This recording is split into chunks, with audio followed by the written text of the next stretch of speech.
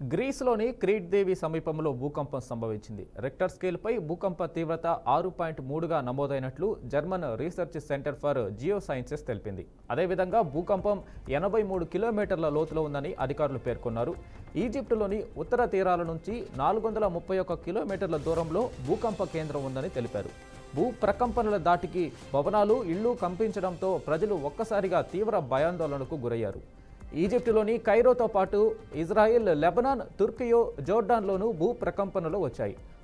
భూకంపంతో ఎటువంటి ప్రాణ నష్టం, ఆస్తి నష్టం జరగలేదని గ్రీస్ ప్రభుత్వం తెలిపింది. సునామీ వచ్చే అవకాశాలు ఉన్నాయని తీరం వెంట ఉన్న ప్రజలు వెంటనే అక్కడ నుండి వెళ్ళిపోవాలని స్థానిక అధికారులు హెచ్చరించారు.